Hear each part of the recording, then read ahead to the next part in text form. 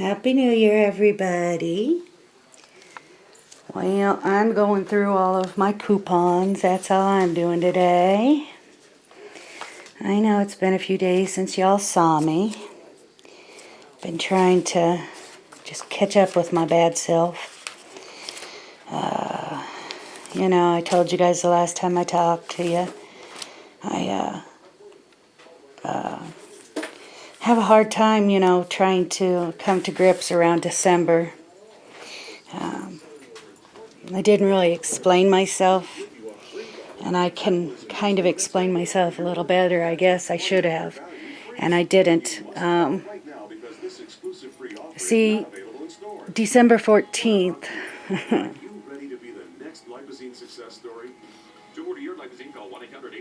was a bad day for me,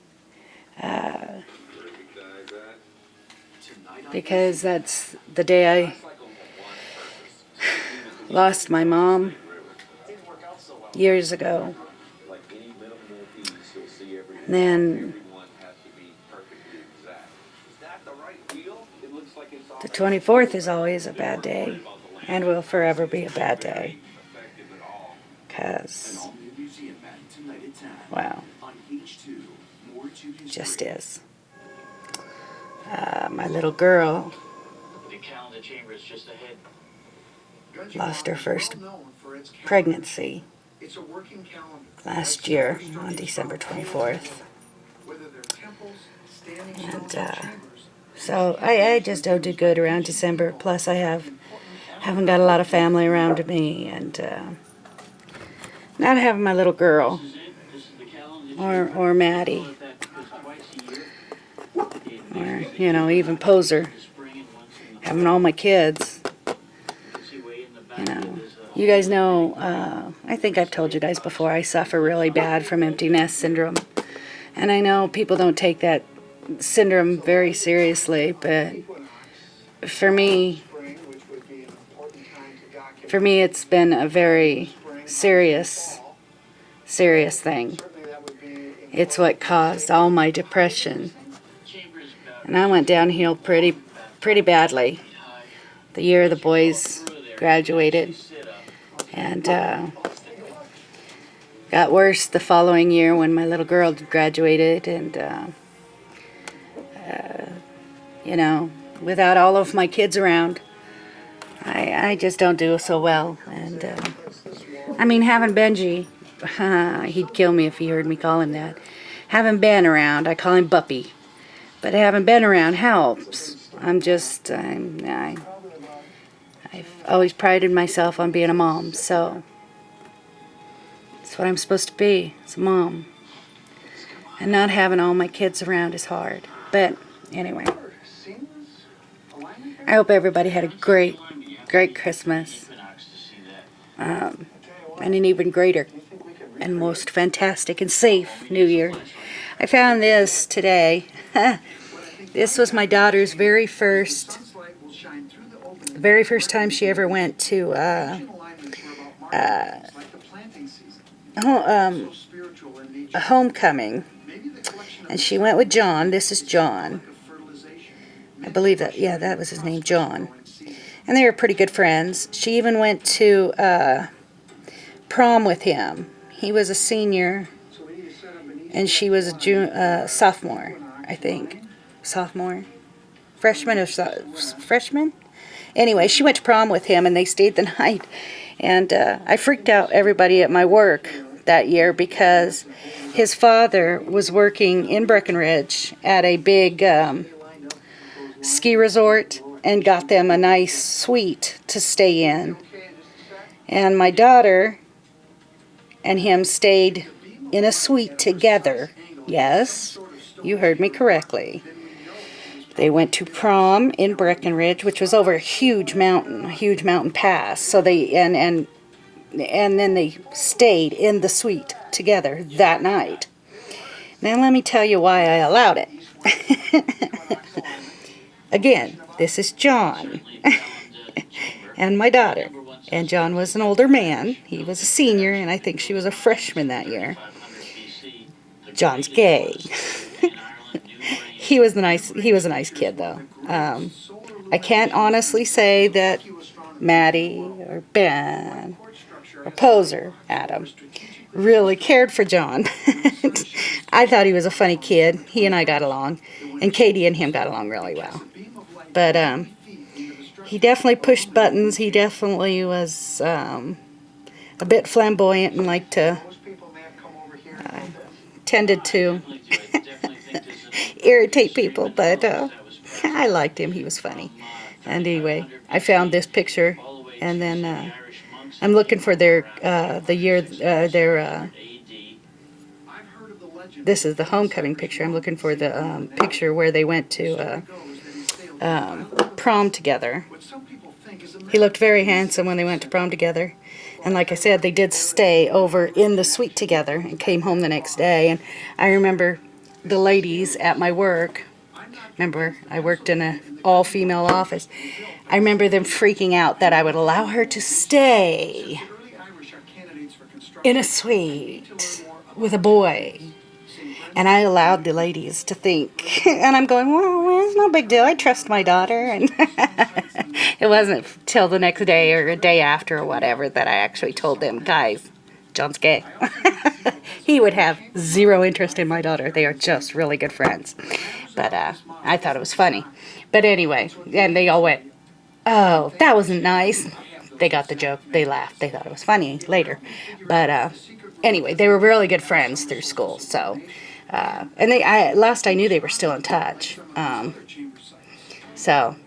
But anyway, she was asking about the pictures of her and John together, and he really wanted to see him and have the picture. So I just sent her this one that I found of homecoming. I've got to find the one of them when they went to prom together. So, but anyway, this is, I believe, her freshman year. There's my daughter freshman year.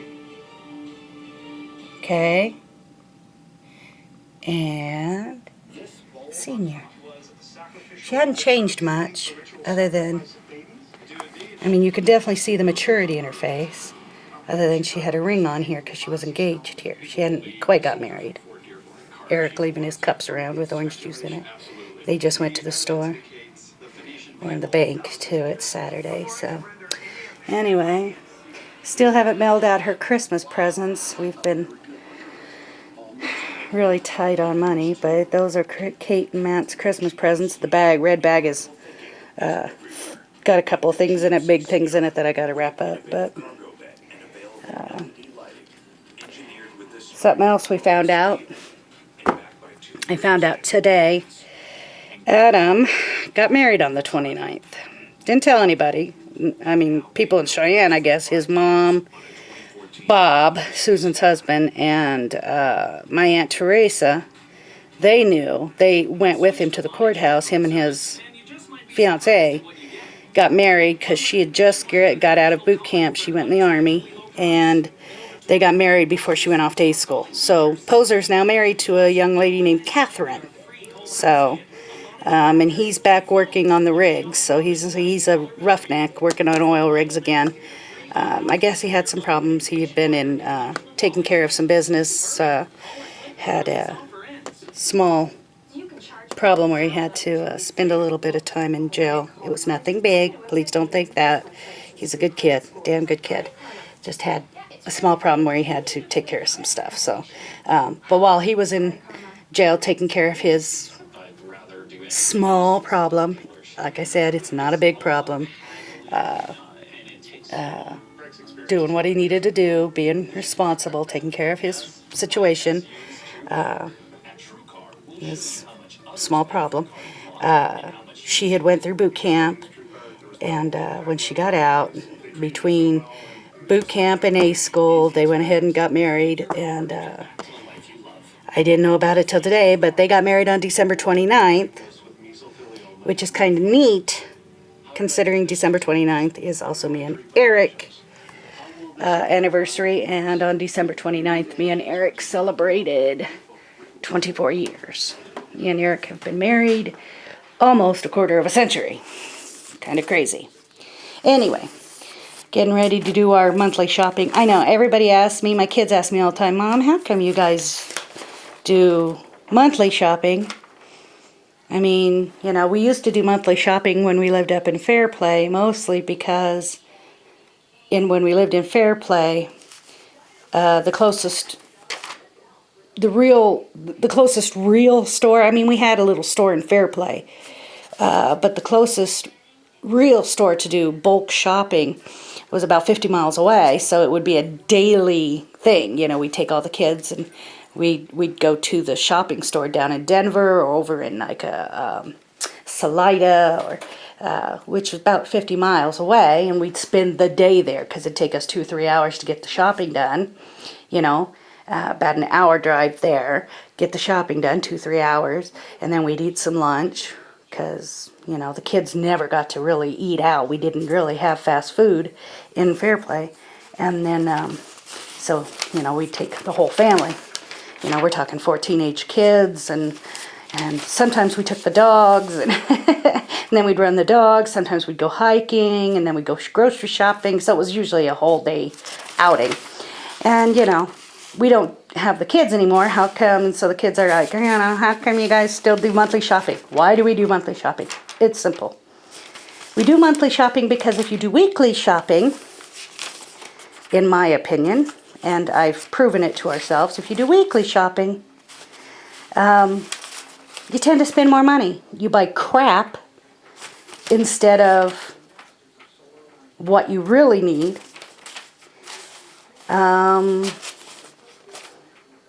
And you spend more money in the end. That's just a fact, in my opinion. I mean, I've proven it over and over again. You buy crap instead of what you really need, and then you know, you tend to buy more goodies, proof, cookies. So you buy more crap instead of the actual food that you need, and then you know you don't, you know, you tend to, gee, I don't feel like eating that, so let's go buy this. You know, I don't feel like eating that, so let's go buy this. If you shop monthly, you stick to your plan, you stick to a budget, you know, and having 4 teenagers in the house, I had a budget. Okay? I mean, face it, we would spend $700 to $1,000 a month on food. It was a dang good month if we could stick to $700 of groceries or below. It was rare. Oh, by the way, we got snow. That's, you know, that's all we got. Yeah, you can still see the grass. We haven't had much, and it didn't come till after Christmas. But, we got about an inch. Anyway, but, we had good months if we got, you know, if we could shop for about $700. But, you know, usually our bill was, you know, between $700 to $1,000 a month. And again, you know, we'd run out of things like milk. We'd run out of things sometimes like cereal, sugar,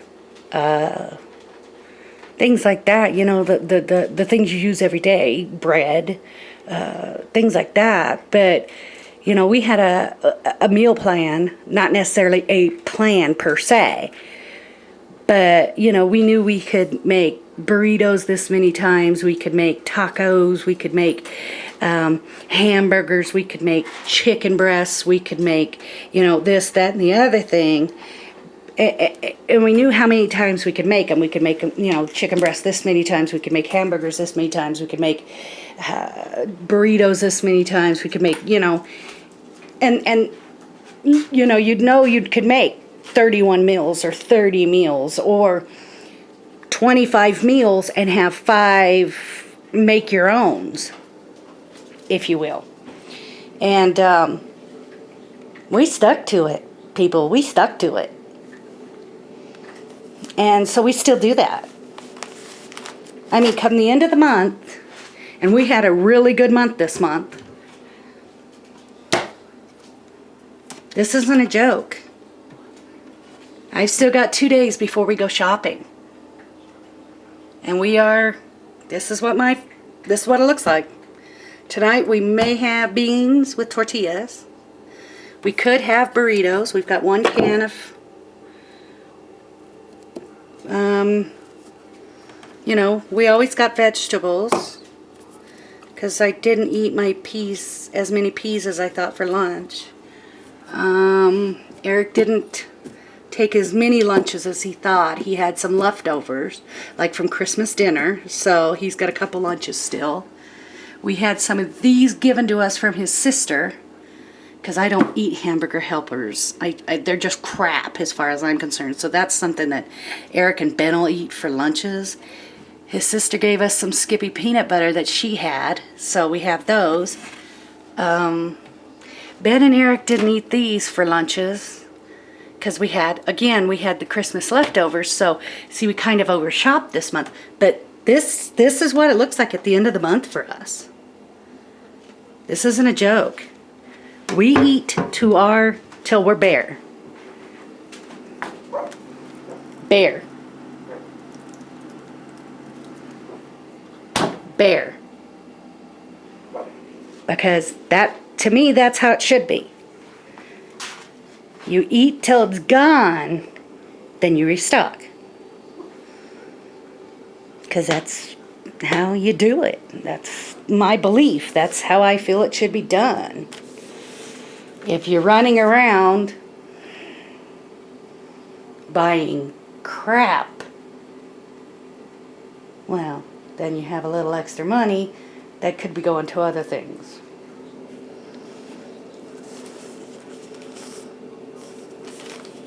In my opinion, that should be in the savings account because I could have spent it on a bill. That's just me, people. I get kind of antsy when stuff like that happens, and he's like, in Eric's defense, he has a really fast metabolism, and he gets up in the middle of the night, and we've had him checked for a couple of things, but in the middle of the night, he will actually get up and need to eat. So we have peanuts in here that he eats in the middle of the night. And we almost always have cookies. He'll even pop open the Chef Boyardee to eat. The peanut butter and jelly goes really fast in our house. That's why we almost always have peanut butter and jelly. The jelly was used too fast this month because he ran out of his cookies. We almost always have generic cookies. But these he found on sale for the $6. And so he bought these. And that's because, like I said, he gets up once, sometimes twice in the middle of the night. And he has to eat. His stomach will start killing him. And he has to eat. I don't know. We're not sure why, but he's not the only one in his family that this happens to. He actually has to eat. So, sorry, dogs are barking. There's his sister. It used to happen to his sister and such. So, what are you guys looking at? Oh, the next door neighbor is peeling out. Maybe he's angry. What's he doing? Anyway, hi, Pla. Hi. There's Daisy. And there's Dusty. Oh, got a phone call, guys. Oh, it's Ben. Hold on one moment, please. Hello? Some of the 800 mysterious stone sites in the northeastern corner of the United States. Either one is just fine.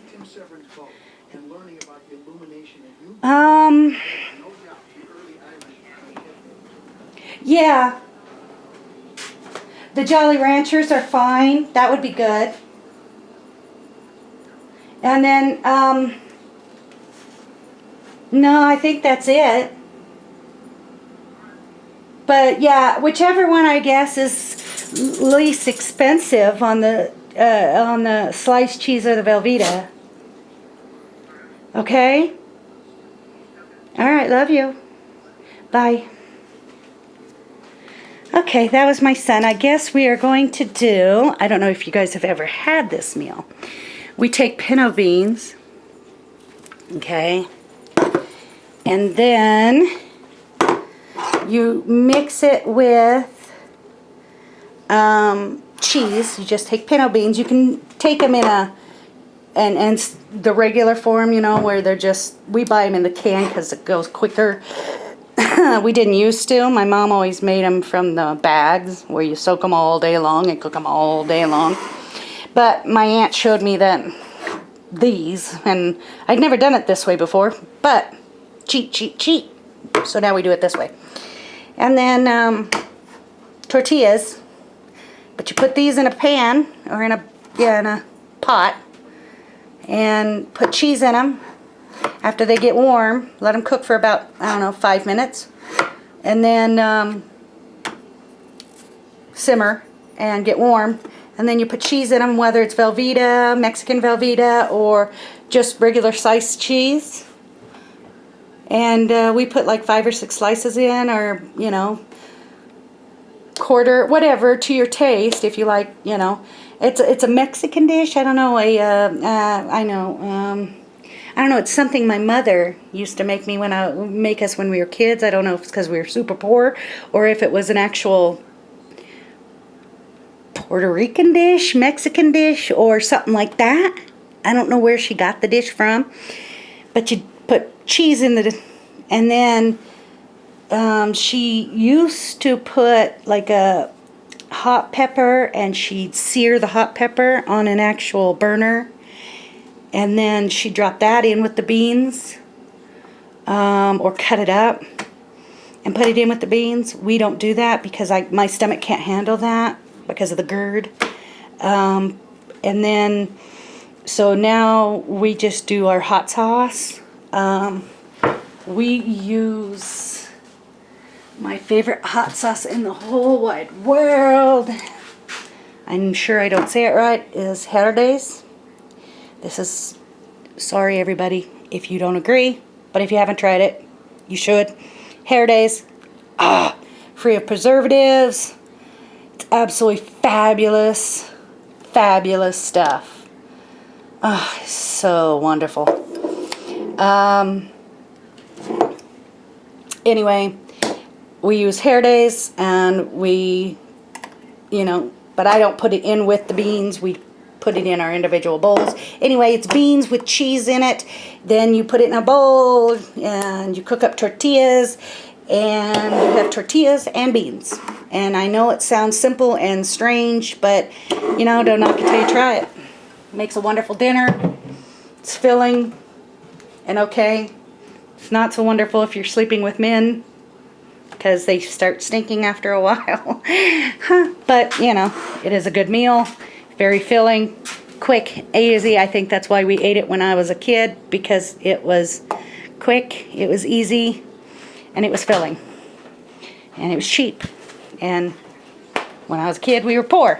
But anyway, guys, I'm doing well, other than I don't do December very well, but it's past December, and again, I hope everybody had a wonderful, wonderful Christmas.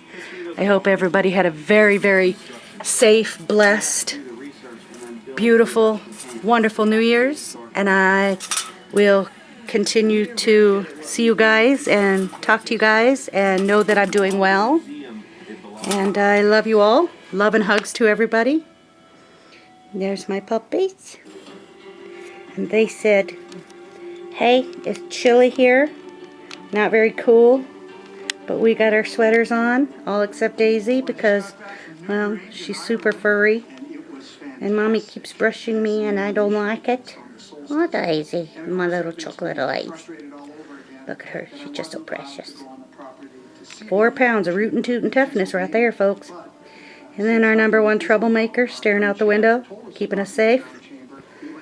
And, hey guys, love and hugs. Hope everybody is safe and staying warm. Talk to you soon. Bye.